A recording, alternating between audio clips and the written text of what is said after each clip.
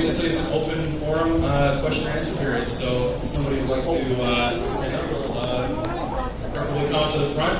Or is there's microphones there? Oh, we've got a lineup already. Excellent. Perfect. Please go ahead. Hi, welcome to Vancouver. Favorite cities. Thank you. I read that you and a lot of other early comic book originators all went to the same high school. And I was wondering, how did that happen? What was that like? Was there some science fiction club there? Or what? I don't know about the others. I know that Bob Kane, who created Batman, went to DeWitt Clinton High School, and I had gone to DeWitt Clinton High School, but I didn't know him. I didn't know him in school, and what was even worse for him, he didn't know me. I think he was a couple of years older than me. I think he got out before me. But I don't know of any other Will Eisner people who went to that school. They may have, I just don't know. I heard that Will Eisner went as well. Will Eisner went there? Well, it must have been a great school. It was very Thank you very much. okay. I still know the school song. DeWitt CLINTON, boom. And then it goes on and on. But that would take up the whole of this period if I sang the whole thing. But I do remember it. Excellent. Next, please. Oh, over there. Hey, so, do you ever watch the movies based off the characters you created, and do you ever go like, they fucked it up?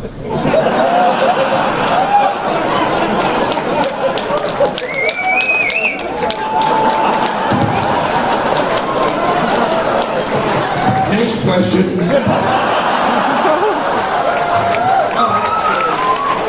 Actually, I've been pretty lucky. They've done a great job. You know how popular and how successful the movies are. So those guys do all the work doing those great movies, and I get the credit. Yes, please.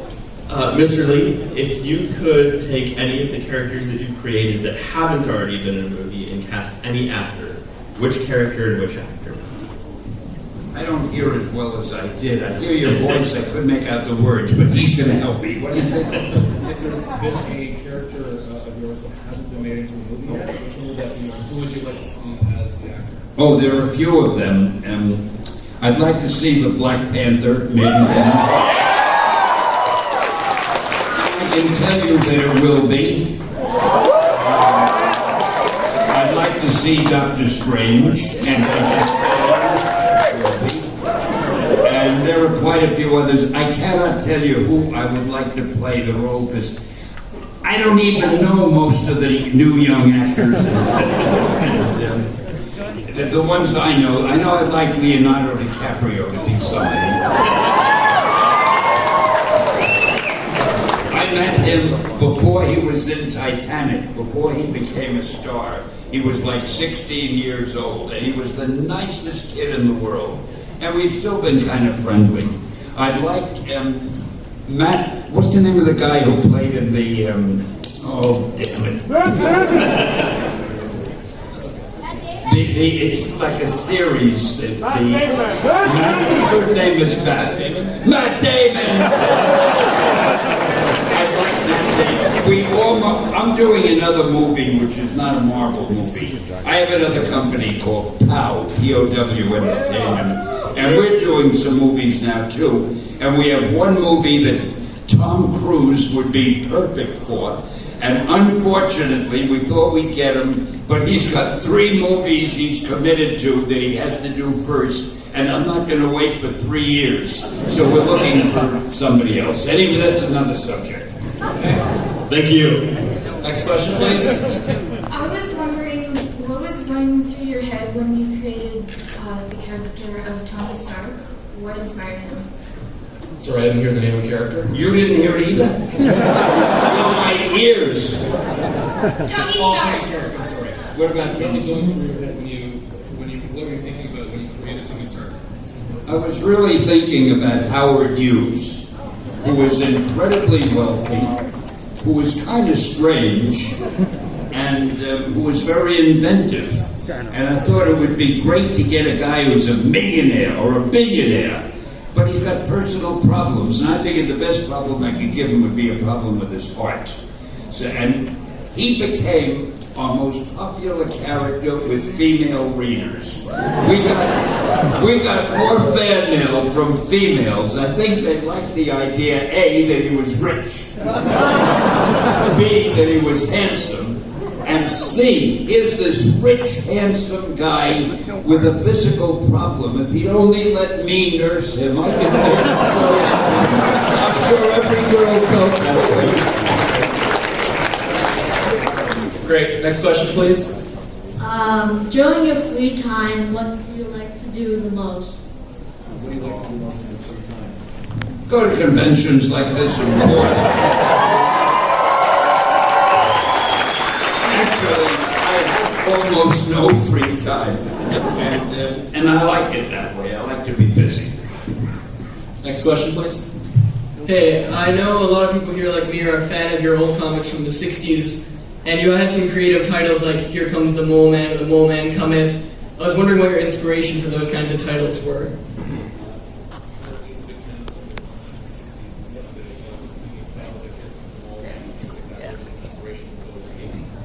You mean those big monster books and so forth? There was no inspiration. I'd have a nightmare the night before. I ate something that didn't agree with me. I'd wake up the next morning and say, hey, I got a character called Guru, the king of the something. Anything that was a phonetic sound became the name of my next monster. Thank you. Next question, please.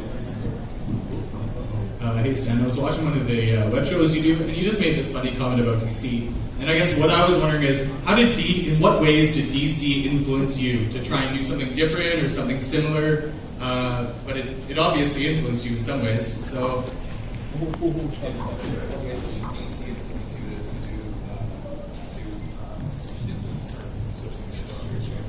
What's that?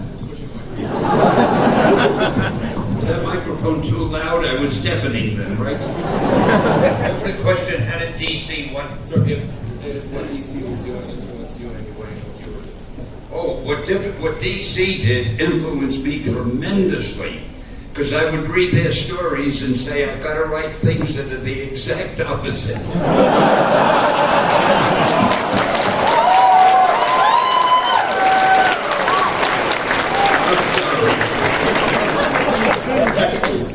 Hey Stan, question. Why did Marvel kill off Peter Parker? I have no idea. They don't check with me on those things. I didn't know he had been killed off until somebody told me, but he'll come back.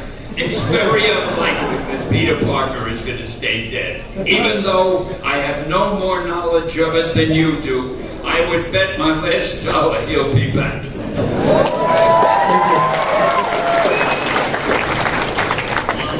I'm currently writing a story of my own with a team of heroes and a villain, and I'm thinking about converting it into a comic book. So I was wondering what kind of advice would you give to me or anybody who's wanting to write a comic book of their own?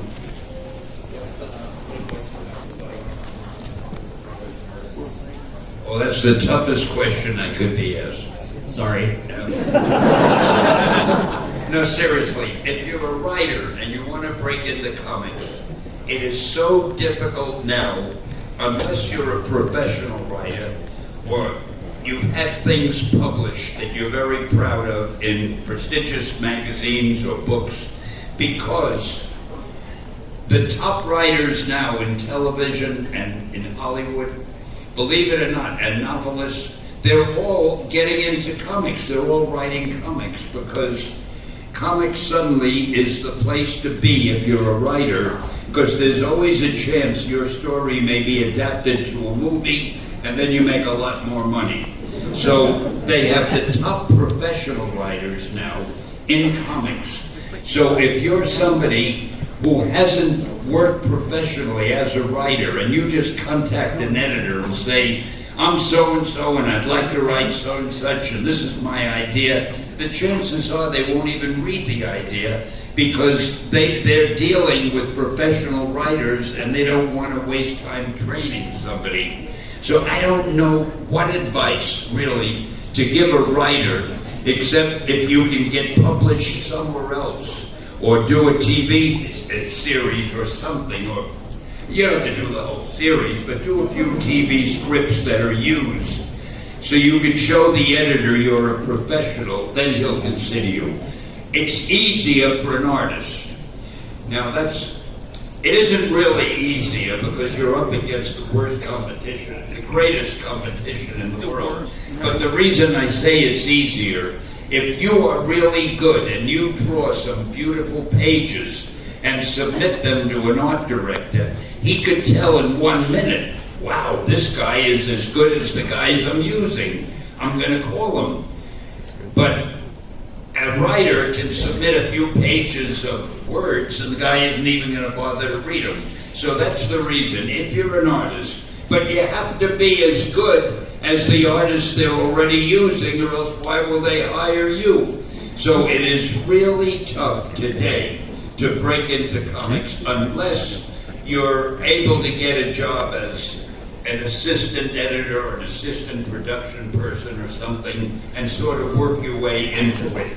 And the reason I hate that question, I can think of no way to answer it in a humorous way, and I hate being serious.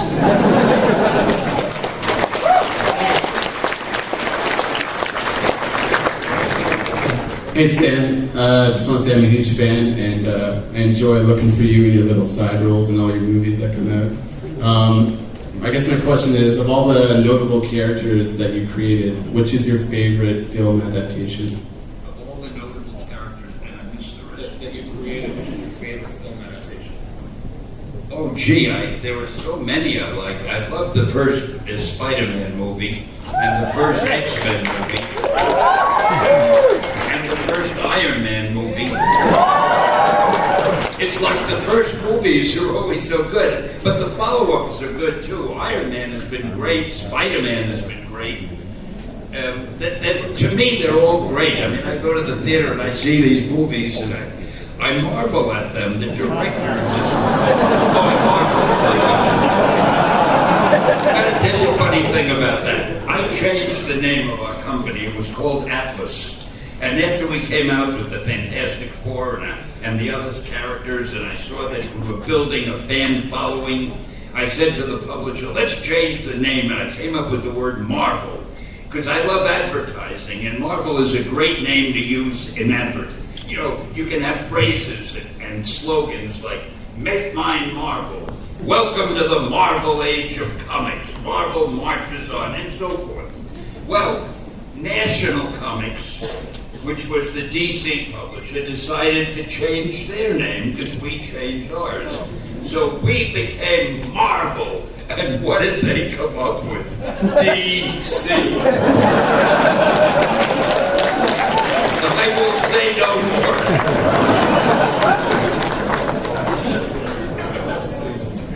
more. First of all, thank you so much for giving me an awesome childhood.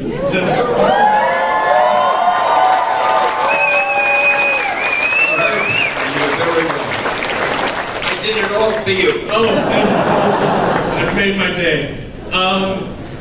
My question is, you've created so many heroes and so many villains that there's really some crazy, odd, wacky villains that you've created.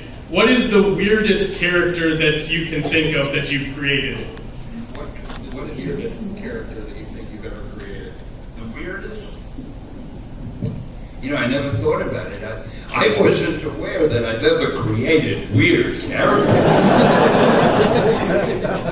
I don't know, probably the nuttiest is Galactus. I mean, here's a guy who eats the energy of planets and he destroys them. You know, if you really think about that.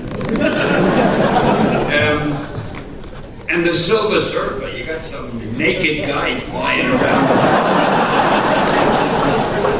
And let's see. I don't know. In Doctor Strange, we had a lot of crazy villains. can't remember their names now, and a lot of crazy magic things he would say, like, by the hoary hosts of August. I must have been drunk when I was doing that. I don't know, the Green Goblin, I mean, he flies on a little goblin mobile and he shoots. I don't know, anybody ever read that stuff? I'm only kidding, I think it was all sheer genius. Thank you so much. Hi. I was wondering, before you got into comics or were considering comics, what had your aspirations for writing been before then?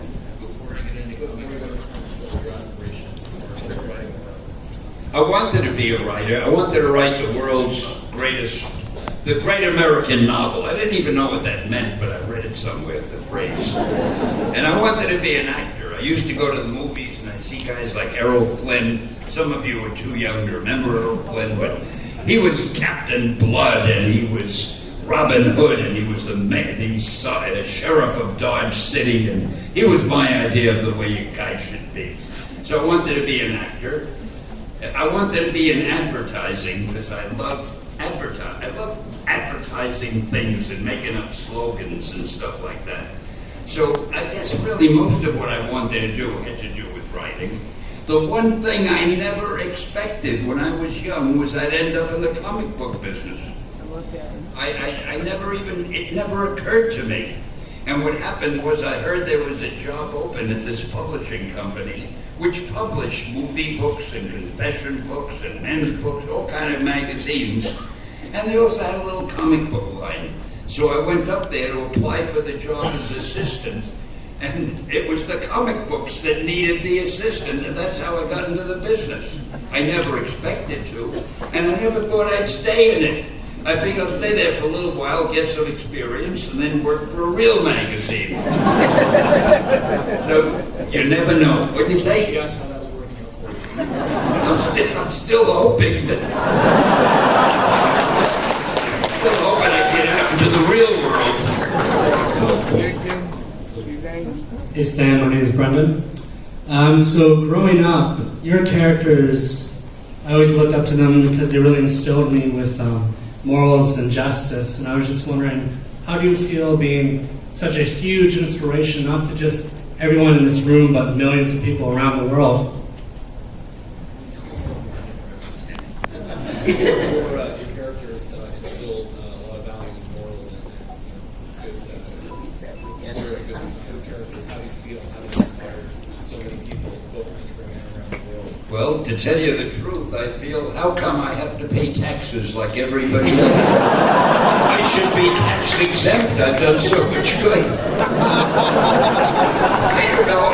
People tell me these things, you know, that they were influenced by the stories, and it's incredibly gratifying to hear that, but I wasn't trying to influence anybody. I was just trying to tell a story that people would buy so that the magazine would sell and I'd keep my job and be able to pay the rent. And all of a sudden I find out that I've done such wonderful things when I was young. It's a good thing I wasn't aware of it, because I would have had the biggest swelled head. Nobody would have been able to talk to me. I'd have been so conceited. But nobody told me I was doing anything great then. And now it's too late. Thank you very much. Hi Stan, I would just like to say that you are absolutely amazing, and I'm a little starstruck. And I was going to ask you, what is your favorite cameo that you've done? What is my favorite cameo that you've done? Oh, I think my favorite is Iron Man 3, which isn't out yet. Many of you have seen an advanced thing of it, but it is very funny, and it finally gives the world a chance to see my real acting ability. Can't wait to see it myself. I did it, but I haven't seen it yet, and I can't wait till the movie opens up. Thank you, and good luck with that. Oh, by the way, has anybody ever told you why the Marvel movies make so much money? It's because of my cameos. And here's why. Take the Avengers, made a lot of money. My cameo was very short, and they put it at the end of the movie. And if you blink your eye, or if you said anything to the person next to you, you missed the cameo. So a lot of people missed it. Now, what happens if you miss my cameo? You go back to the box office, you buy If not for my cameos, they'd only have made half what they made. They're very clever. Hi, Stan. I know a couple of years ago you announced you were working on a project or a comic with Ringo Starr as the superhero. I just wanted to know what happened to that and what that was going to all be about.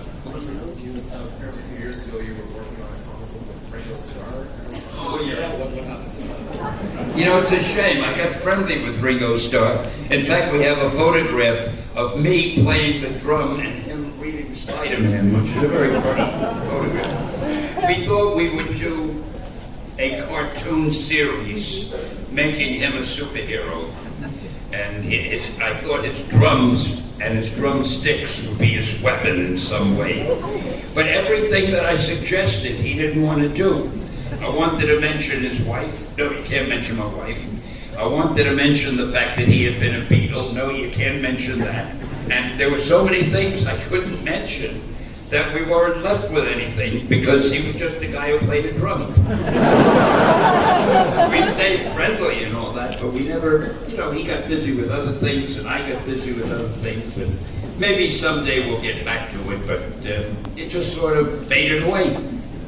Thank you. That's a hell of a dull way to end a little answer, isn't it? It just sort of faded. I could have thought of something cleverer than that. Would you ask that question again and give Hey Stan, I was just wondering, what are your favorite sports teams? What are your favorite sports teams? Sports teams? The San Francisco Giants. Only because I hear that they're thinking of having a Stan Lee Day.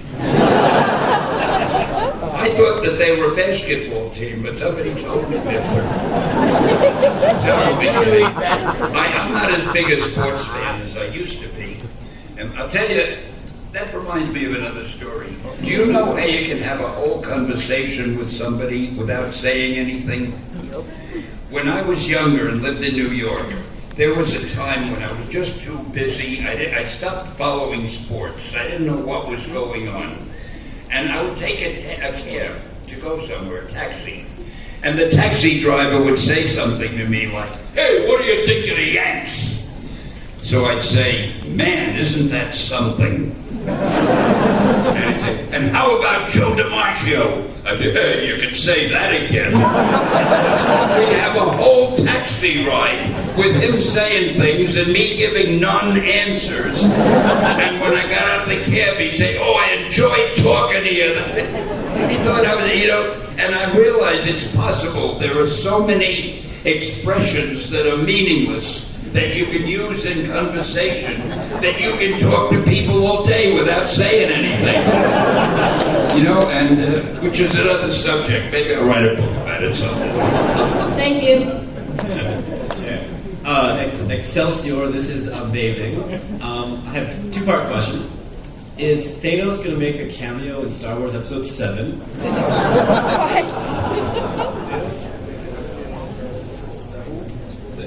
Character's name? Thanos. Oh, probably. That's one way to get off the hook. And if you could portray any character from one of the many Marvel movies, who would you pick to play? Yourself. Personally, you.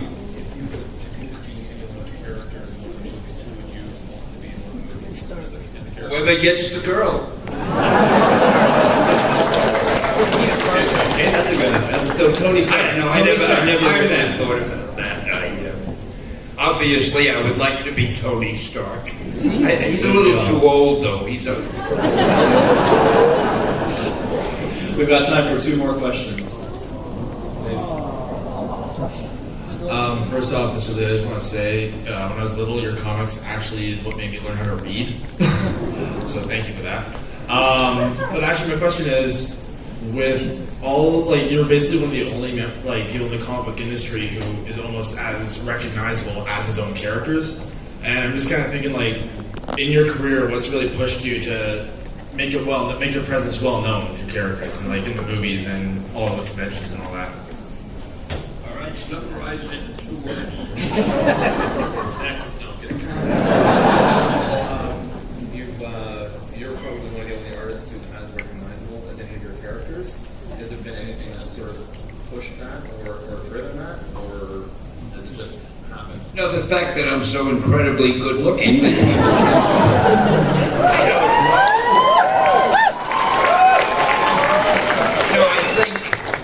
For some reason, I've gotten a lot of publicity, and if ever anybody wanted to do an interview about Marvel, somehow they would call me. So my face was in articles all over with pictures of me, and there was nobody else really that they ever called. It was always me. I was the voice of Marvel, so I guess I became the face of Marvel, and now I'm the old man of Marvel, but I'm still hanging around. What was the question again? Sometimes one forgets. No, that's basically it. Yeah. All right, this is the last question of the day. Have these people all spent the whole few days before now dreaming up questions? I mean, are these things I have all your for life years. you've been wanting to know? What was that? I heard somebody tell. Sorry, I didn't hear you. I have for years been wanting to ask this question. For years he's been wanting to ask you this question. Now, which question is that? You were into the advertising of Marvel Comics, right? In the 1960s? I was. What advertising Marvel Right. Comics? 60s, yeah. In 1962, there was an episode of Naked City, a New York cop drama. And in the newsstand scene, there's Amazing Fantasy number 15 and Journey into Mystery 83 hanging on a wire, blowing in the wind in this episode. Now, I just wondered if that was advertisement on your part, or Marvel's part, or if that was just by sheer accident. There was something about Naked City, which was... The TV show that you were on, Yeah. in 1962, there was like a newsstand, and there happened to be 2 comic books swaying in was that done on purpose, or was that just by happenstance? It was done on purpose. Everything on television, Because they were- movies, is done on purpose. They were 2 complete unknown characters at that point, so that was an advertisement thing. So those are 2 complete unknown characters at that point. Well, we wanted them to be known, so we didn't swing it in the wind. Well, thank you, Stan, for answering that Actually, question. I gotta tell you, I'm guessing at that. I don't remember that scene or that show. Well, 1962. I remember there was the story, Naked City, but I don't even remember what it was, what the series was. Okay, well, thank you, Stan, for putting up with all this crap. Thank you. Thank you for putting up with my idiotic answer. He says we gotta go now, we're done. If I want to say any last Sorry, words. he's got a plane to catch. I'm sorry. I don't want to say any last words, but I'll say some words. You people are the greatest audience. Vancouver is the greatest city. I used to come here when we were filming things for television shows. This is the first time I've come for a convention, and you guys are great. I never had a better time, and I thank you very much for your hospitality. Thank you.